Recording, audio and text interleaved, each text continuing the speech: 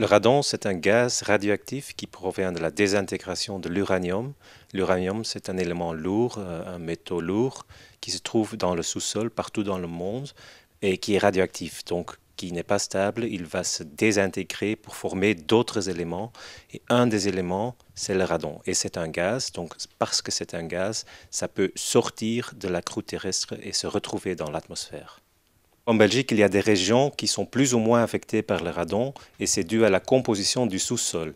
Il y a des couches géologiques, par exemple en Ardennes, où on sait qu'il y a plus de schiste dans le sous-sol qui contient plus d'uranium et donc plus de radium.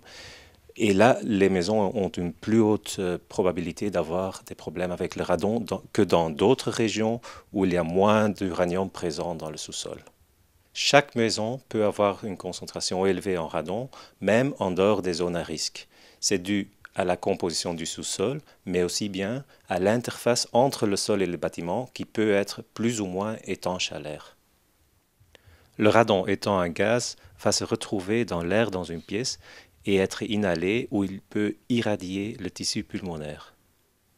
Une exposition au radon augmente le risque d'un cancer du poumon et ce risque est renforcé par le tabagisme.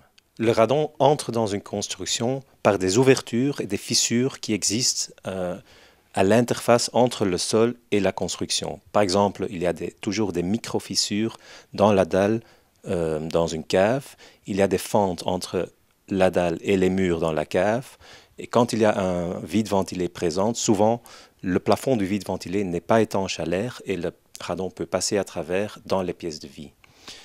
Très important, c'est aussi les passages pour les câbles électriques et pour les tuyaux qui sont souvent pas étanches à l'air. Dans une nouvelle construction, on peut mettre une barrière étanche, par exemple ce film anti-radon, qui empêche le radon de passer. Il est fortement recommandé de refaire une mesure radon après rénovation parce que la rénovation souvent va influencer le renouvellement d'air qui détermine entre autres la concentration radon.